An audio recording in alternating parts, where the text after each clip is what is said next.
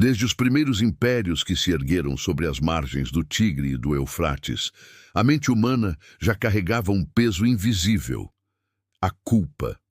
Na antiga Mesopotâmia, onde os deuses observavam cada gesto dos homens, cada doença, tempestade ou derrota, podia ser o sinal de uma falta cometida, às vezes sem que o culpado sequer soubesse qual. Hoje vamos mergulhar nas raízes dessa mentalidade, onde a culpa e o castigo moldaram não apenas a religião, mas o próprio modo de entender o destino e a justiça.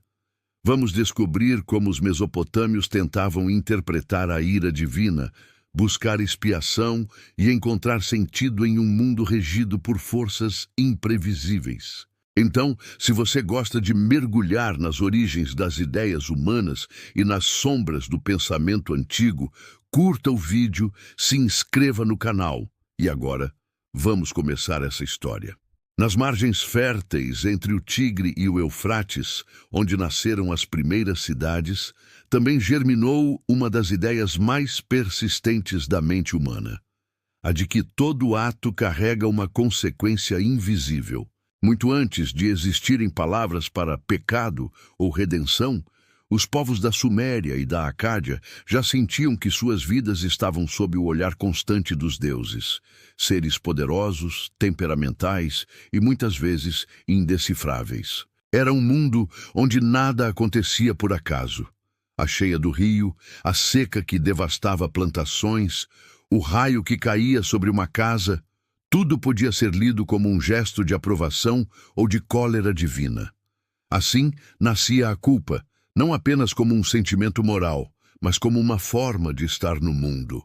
Os sumérios acreditavam que os deuses haviam moldado o homem a partir do barro para servi-los. O trabalho humano, o suor dos campos, as oferendas nos templos, tudo isso fazia parte de uma engrenagem cósmica que precisava permanecer em harmonia.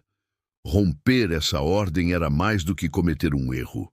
Era ferir o tecido do universo. A culpa, portanto, não era apenas uma questão de consciência, mas de equilíbrio.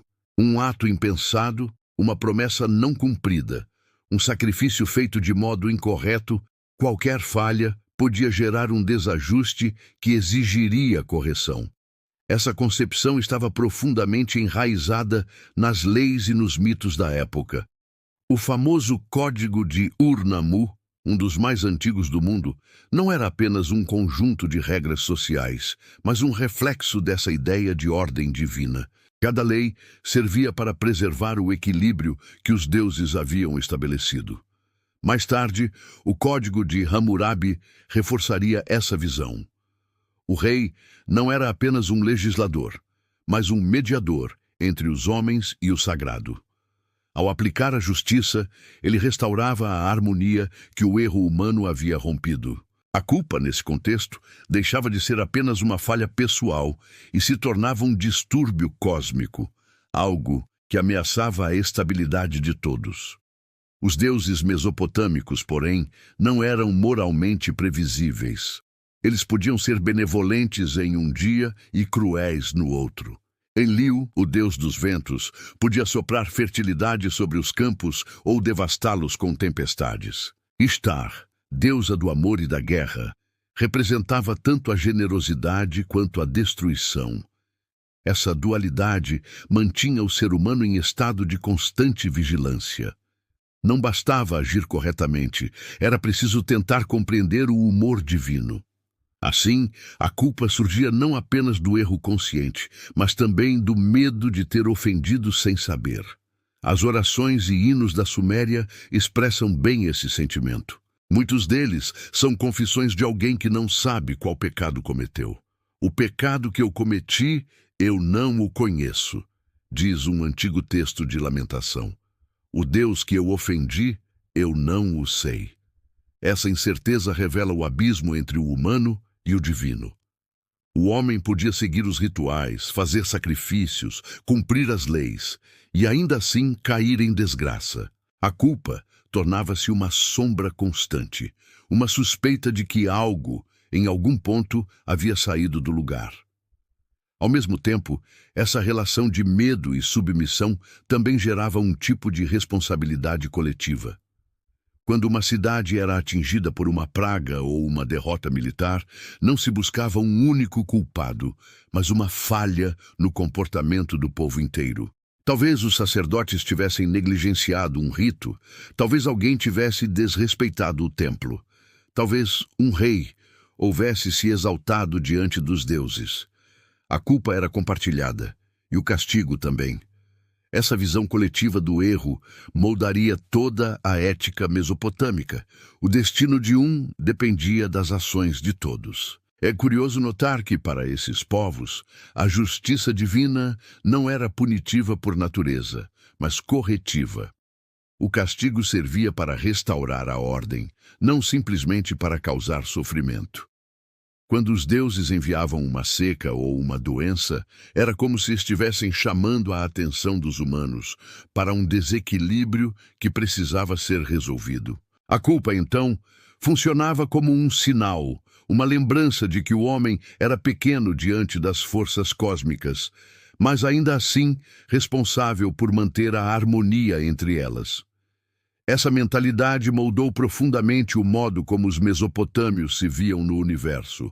O ser humano não era o centro da criação, e sim um participante de um sistema maior, sujeito a regras invisíveis e vontades insondáveis. O medo da punição divina não era apenas um instrumento de controle religioso, mas um reflexo da própria vulnerabilidade humana. Saber que tudo, até o destino, podia mudar com o capricho de um Deus, criava uma consciência constante da fragilidade da existência.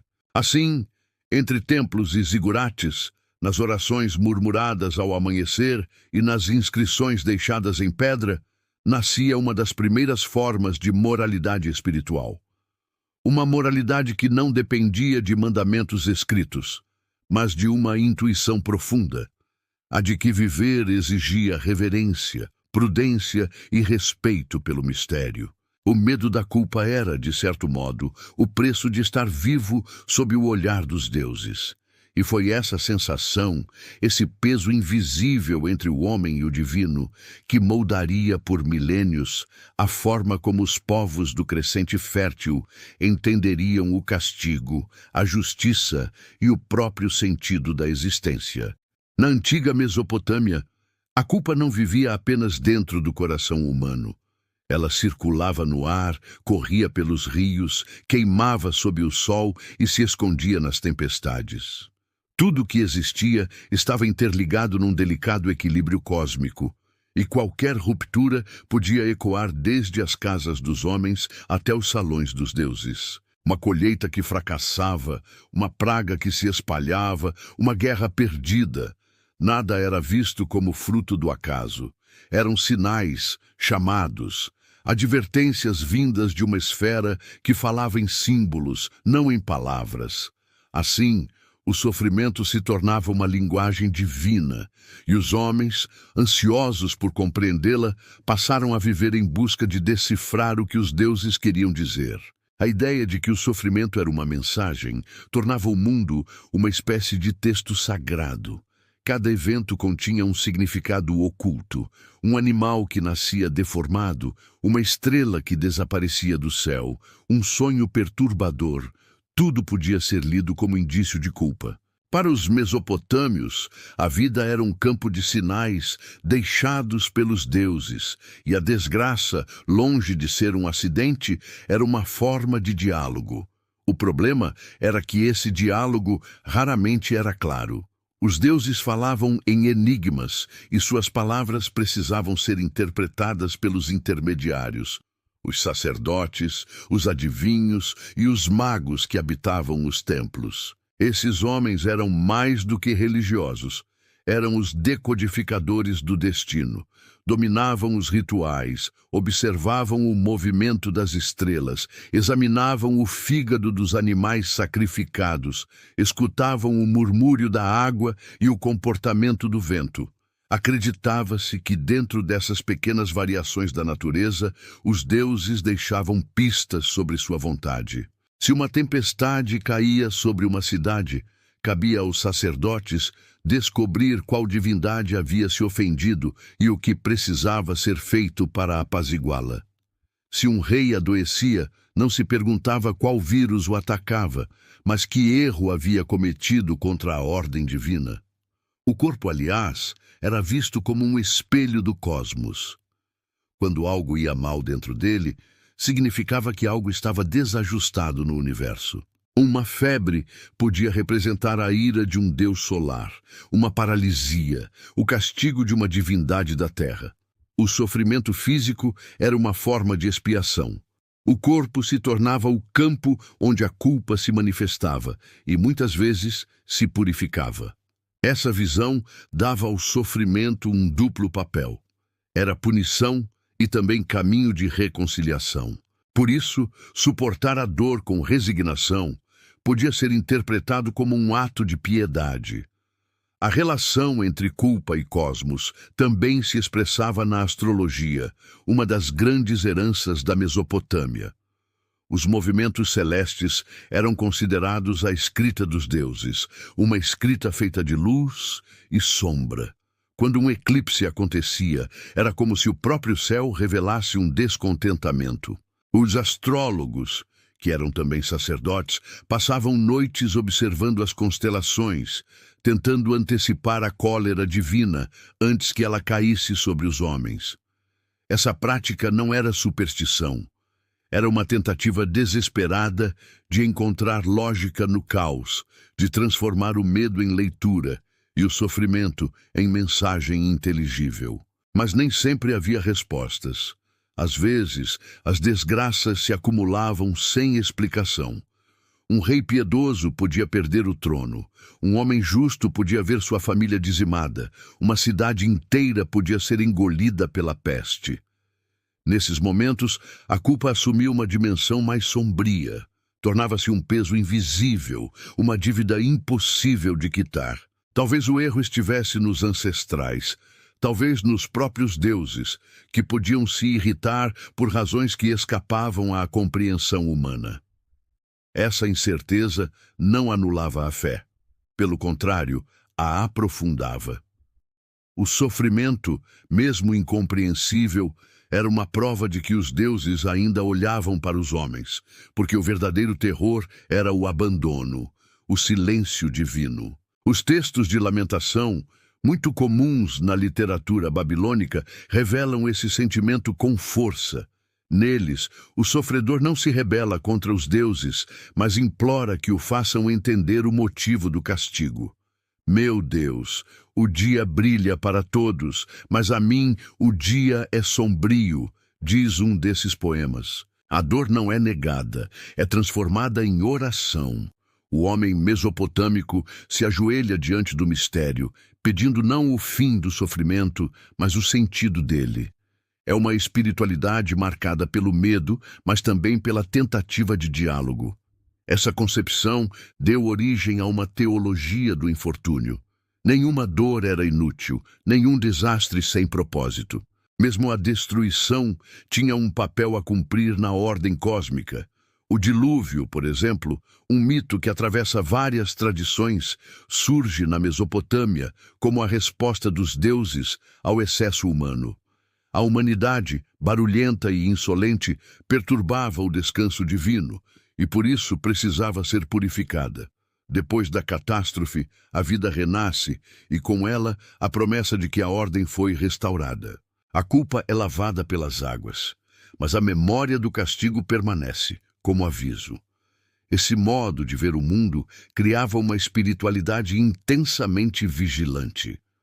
O homem mesopotâmico vivia atento, buscando evitar qualquer gesto que pudesse desagradar aos deuses. Mas, ao mesmo tempo, havia uma curiosa forma de esperança nessa relação tensa.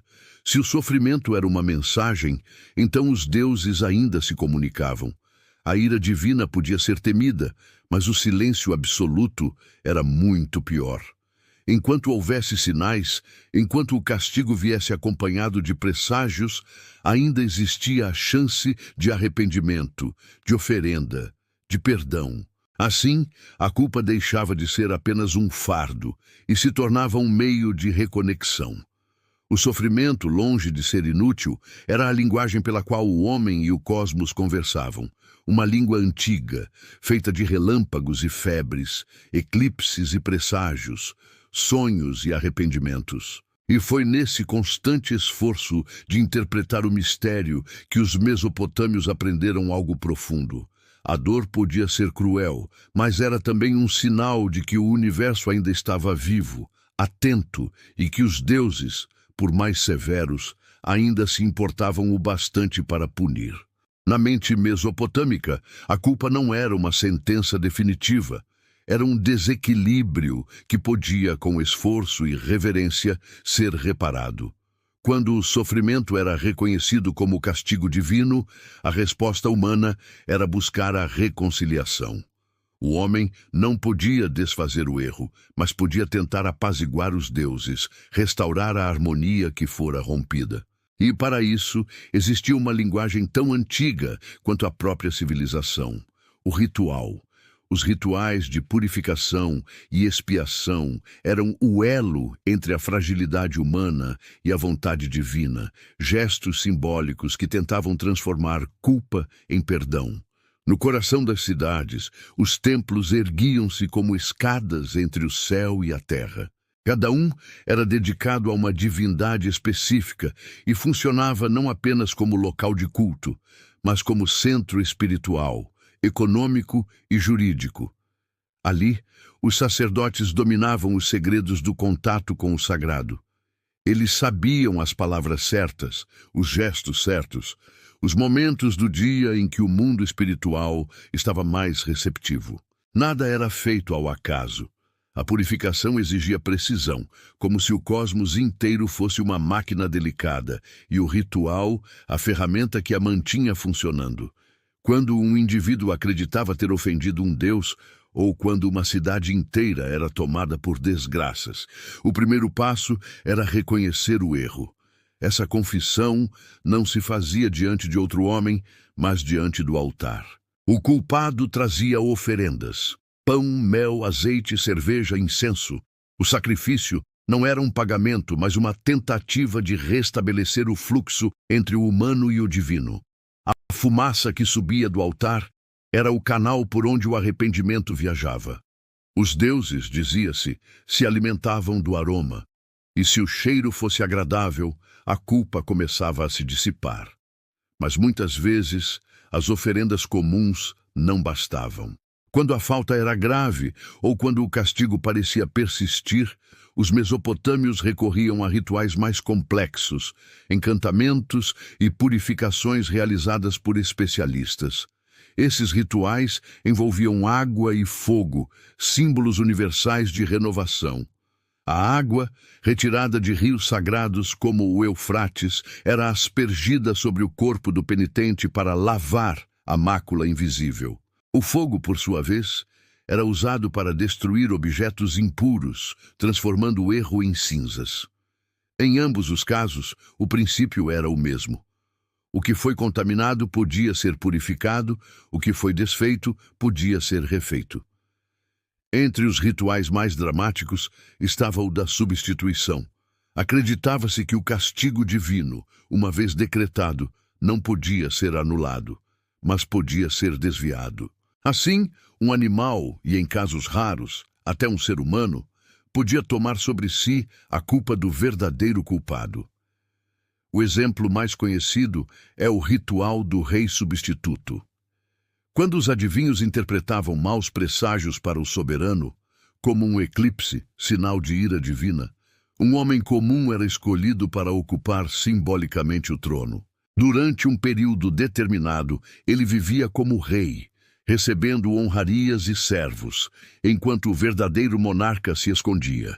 Quando o prazo terminava, o substituto era sacrificado, levando consigo a maldição. Depois disso, o rei voltava ao trono, purificado.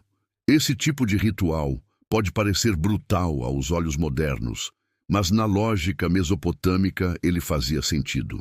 A culpa, sendo uma força real, precisava ser transferida para algo concreto. O ato de substituição funcionava como uma válvula espiritual. A energia negativa era desviada e a ordem do mundo restaurada. O sacrifício era, ao mesmo tempo, ato de morte e de renascimento, um lembrete de que o equilíbrio cósmico exigia constante manutenção. Nos templos, os sacerdotes também realizavam rituais de reconciliação mais cotidianos. Eles recitavam fórmulas mágicas, conhecidas como Shiptu, que combinavam invocações, orações e encantamentos. Algumas eram sussurradas ao ouvido do doente, outras entoadas diante de estátuas divinas.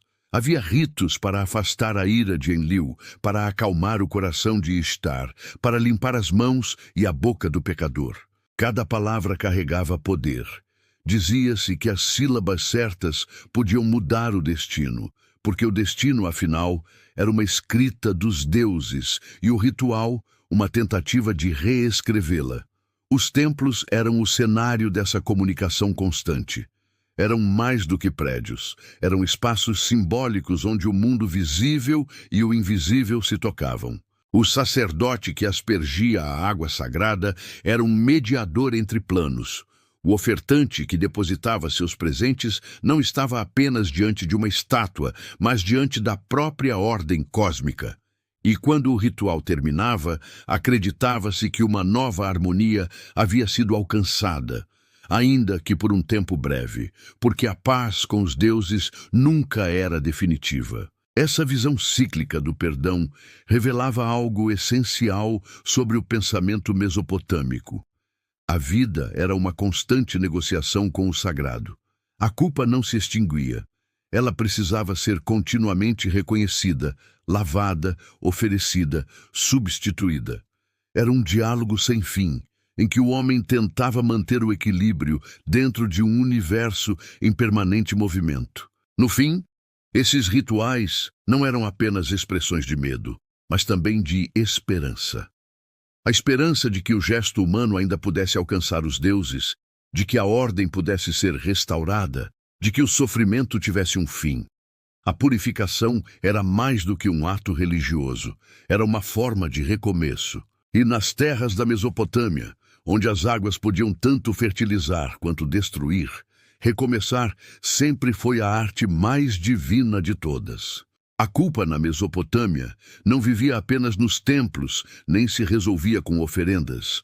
Ela habitava o íntimo das pessoas, moldando a maneira como pensavam, sentiam e se relacionavam com o mundo. Era uma presença silenciosa, quase invisível, mas constante, como o som distante do rio que nunca cessa de correr. O medo de ter ofendido um Deus sem saber como criava uma tensão permanente, uma ansiedade espiritual que perpassava a vida cotidiana. O homem podia acordar num dia ensolarado, ver o trigo crescer e os filhos brincarem, e ainda assim sentir que algo invisível o observava, avaliando cada gesto. Bastava um infortúnio, uma doença, uma perda, uma tempestade, para que a dúvida se instalasse. O que eu fiz para merecer isso? Essa pergunta era o eixo psicológico da espiritualidade mesopotâmica. Diferente da culpa moral moderna, que se refere a uma consciência de erro, a culpa mesopotâmica era difusa, muitas vezes sem causa identificável. Ela nascia da incerteza, da sensação de que o mundo era governado por forças imprevisíveis, cujos critérios o homem jamais compreenderia plenamente. Essa consciência gerava uma angústia que não podia ser aplacada apenas com rituais. Era uma inquietação existencial, a percepção de que o destino podia mudar a qualquer instante e que nenhum esforço humano garantia a benevolência divina. Nos hinos e lamentos que sobreviveram nas tábuas de argila, essa angústia aparece com clareza. Muitos desses textos são confissões cheias de dor e humildade, nas quais o fiel se dirige ao Deus sem entender o motivo de seu sofrimento. Um deles diz: "Meu Deus, tu me abandonaste, e eu não sei por quê." Essa frase, escrita há mais de 4.000 anos, soa assustadoramente moderna. Nela, o homem mesopotâmico se revela vulnerável, desamparado diante de um universo que não responde. É a experiência da culpa como ausência de sentido, o castigo sem explicação, o silêncio divino como forma de punição. Esses hinos tinham uma função dupla. Eram ao mesmo tempo súplica e terapia. Ao confessar sua dor, o fiel tentava restabelecer um diálogo com o divino. O ato de lamentar não era apenas um desabafo, mas uma tentativa de fazer-se ouvir, de provocar uma resposta. Os deuses podiam ser imprevisíveis, mas eram sensíveis à voz humana. E talvez o simples fato de falar, de transformar o medo em palavra, já fosse uma maneira de aliviar o peso da culpa. Essa dimensão emocional se refletia também nos mitos. O poema do justo sofredor, conhecido como Ludlul Bel Nemequi, é um exemplo marcante. Nele, um homem piedoso, que sempre servira aos deuses com devoção, é subitamente acometido por calamidades. Perde a saúde, a riqueza, o prestígio e não entende por quê. O texto descreve sua perplexidade diante da injustiça aparente. O que é bom aos homens é mal aos deuses. O que é mal aos homens é bom aos deuses. Nessa inversão trágica está o coração da ansiedade mesopotâmica, a impossibilidade de prever a vontade divina. O sofredor do poema não blasfema, mas tenta compreender. Sua busca não é por vingança nem por salvação, mas por sentido. Essa procura silenciosa moldou a espiritualidade da região. O medo do castigo divino coexistia com um desejo profundo de entendimento. O homem mesopotâmico queria saber por quê. Queria acreditar que seu sofrimento tinha um propósito, que o caos escondia uma ordem. Mesmo quando não encontrava respostas, continuava a perguntar. Essa insistência em buscar sentido no sofrimento é o que torna a culpa mesopotâmica tão humana e tão atual. Ela não nasce apenas do erro, mas da falta de controle, da consciência de que a vida é frágil e de que a justiça divina pode ser indecifrável. A incerteza constante gerava uma forma de introspecção espiritual. Se o erro podia ser invisível, era preciso examinar-se sem cessar. Autocrítica, o exame interior, o medo de ofender o divino por descuido, tudo isso criava uma espiritualidade voltada para dentro. O homem não apenas agia para evitar a ira dos deuses, mas vigiava seus próprios pensamentos, tentando antecipar o que poderia desagradar. Essa vigilância interior é um embrião do que, séculos depois, se tornaria a consciência moral. Porém, viver sob esse olhar invisível também tinha um custo emocional. A culpa, quando não encontrava resposta, se transformava em desamparo. As tábuas de lamentação falam de pessoas que sentem o peso do abandono divino, o vazio de um Deus que se cala. O sofrimento, nesses momentos, não é apenas físico, é espiritual, existencial. É a experiência de um universo que parece ter perdido a voz. Essa sensação de abandono talvez seja o traço mais profundo da psicologia mesopotâmica, a ideia de que o pior castigo não é a ira dos deuses, mas o silêncio deles.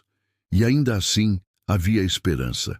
Mesmo diante da incerteza, o homem mesopotâmico continuava a rezar, a oferecer, a buscar. No fundo, a culpa era também um vínculo, uma forma de manter viva a conexão com o sagrado. O medo de ter ofendido um Deus era paradoxalmente um sinal de fé. Quem teme o esquecimento dos deuses ainda acredita que eles olham para o mundo. Assim, a ansiedade espiritual se tornava o próprio motor da religiosidade. O medo alimentava a devoção, a dúvida mantinha o diálogo. Essa tensão entre desespero e esperança, culpa e busca, moldou a visão mesopotâmica do destino. O homem não podia controlá-lo, mas podia enfrentá-lo com humildade. O sofrimento era inevitável, mas não inútil. Servia como espelho, como lembrete de que a existência humana se sustentava em terreno instável. E talvez por isso, entre os lamentos e súplicas, ressoava uma sabedoria antiga. Aceitar o mistério, mas não se calar diante dele. Buscar sentido, mesmo quando o sentido se esconde. Essa era a forma mesopotâmica de resistir, transformar a culpa em pergunta e a pergunta em uma ponte entre o homem e o divino. Com o passar dos séculos, a culpa mesopotâmica começou a se deslocar do terreno puramente espiritual para o domínio das relações humanas. O que antes era interpretado apenas como desajuste cósmico, um erro diante dos deuses, passou também a ser entendido como um rompimento da ordem social. A mesma lógica que regia o universo, equilíbrio, medida, compensação, começou a reger a convivência entre os homens. E foi nesse ponto que a ideia de culpa ganhou uma nova forma, a de responsabilidade. Surgia, assim, o embrião da justiça humana. O exemplo mais notável dessa transformação é o Código de Hammurabi, escrito por volta de 1750 Nele, a justiça deixa de ser um privilégio dos deuses e passa a ser expressa por meio da lei. O rei, representante do divino na terra, se tornava o guardião da harmonia cósmica entre os homens. Cada artigo do código buscava refletir um princípio maior, o de que o mundo só se mantinha em ordem quando o equilíbrio era restaurado após cada falta. Se alguém ferisse outro, deveria ser ferido da mesma forma. Se alguém causasse dano, deveria compensá-lo. Essa simetria, olho por olho, dente por dente, não era apenas vingança, mas a tradução humana da justiça divina, que visava reestabelecer o equilíbrio rompido. O preâmbulo do Código de Hammurabi deixa isso explícito. O rei declara ter sido escolhido pelos deuses para fazer justiça aparecer na terra, destruir o mal e o perverso, e impedir que o forte oprima o fraco. A culpa, nesse contexto, torna-se um instrumento moral, uma força civilizadora. Não basta apaziguar os deuses. É preciso também proteger a comunidade, garantir que cada ação encontre sua devida consequência. Assim, o castigo passa a ter uma função pedagógica. Não apenas punir, mas ensinar o limite entre o caos e a ordem. Essa fusão entre moral divina e responsabilidade social revela o quanto os mesopotâmios viam o mundo como um sistema interligado. A ofensa cometida contra outro homem ainda era, de certa forma, uma ofensa contra os deuses, pois comprometia o equilíbrio do cosmos. Mas agora, a reparação podia acontecer dentro da própria sociedade, sem depender apenas da intervenção do sagrado. O rei, o juiz e o sacerdote tornavam-se juntos guardiões de uma justiça que refletia o equilíbrio universal. Era o começo da ideia de que o homem podia, de algum modo, participar da administração do destino. Ao mesmo tempo, a literatura mesopotâmica continuava a refletir sobre o mistério da justiça divina. O poema do Justo Sofredor, ou Ludlul Bel Nemeki, é um testemunho dessa tensão. Nele, o protagonista, um homem justo e devoto, sofre sem causa aparente. Ele segue as leis, respeita os deuses, cumpre seus deveres e, mesmo assim, é atingido por uma série de desgraças. O texto descreve sua dor e perplexidade diante da aparente indiferença divina. E, ao final, quando o deus Marduk enfim o restaura e o salva, a lição é ambígua. A justiça existe, mas é insondável. O sofrimento do justo não é punição, mas parte de um plano que o homem não pode compreender. Esse poema ecoa, em forma narrativa, a mesma preocupação que o Código de Hammurabi expressa em linguagem jurídica. O desejo humano de que o universo seja justo e a dificuldade de aceitar quando não parece ser. Ambos os textos, em diferentes registros, tentam responder à mesma pergunta: por que o mal acontece e o que significa merecer algo? No código, a resposta é prática. Quem erra, paga. No poema, é filosófica. O sofrimento pode ser injusto aos olhos dos homens, mas talvez não o seja aos olhos dos deuses. Essa duplicidade entre lei e mistério entre razão e fé, define a mentalidade mesopotâmica madura. O homem começa a reconhecer que a justiça não é apenas imposta de cima, mas construída entre os próprios humanos. A culpa, antes uma perturbação cósmica, torna-se também um vínculo social. Com isso, nasce um novo tipo de consciência. O indivíduo passa a ser responsável não só por seu destino espiritual, mas também por suas ações dentro da comunidade. A noção de castigo também se refina nesse processo. Ele deixa de ser apenas destrutivo para se tornar restaurador. O objetivo da punição é restabelecer a ordem, não perpetuar a dor.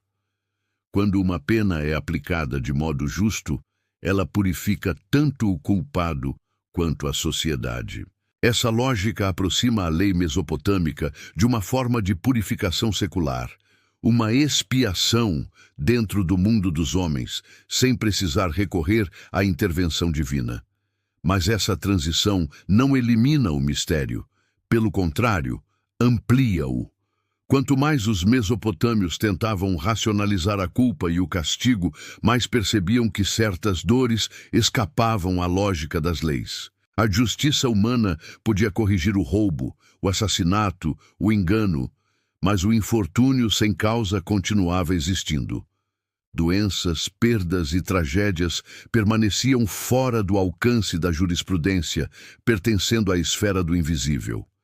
E é aí que os dois mundos, o jurídico e o espiritual, se tocavam novamente. A lei tentava domesticar o caos, mas o caos lembrava que sempre haveria algo além da compreensão humana. Assim, entre tábuas de argila e templos de tijolos queimados, a Mesopotâmia construiu um dos primeiros sistemas complexos de justiça e, ao mesmo tempo, uma das mais profundas reflexões sobre a injustiça. O homem aprendeu a distinguir o que era culpa dos deuses e o que era culpa dos homens, mas também entendeu que essas fronteiras podiam se confundir. Em cada sentença, em cada súplica, ecoava a mesma ambição: trazer o mundo de volta ao eixo, devolver equilíbrio ao que fora rompido. No fim, a verdadeira sabedoria mesopotâmica talvez esteja justamente nesse ponto de tensão. Eles sabiam que a razão humana podia criar leis, mas que o destino ainda pertencia aos deuses. Sabiam que o castigo podia corrigir, mas não curar completamente.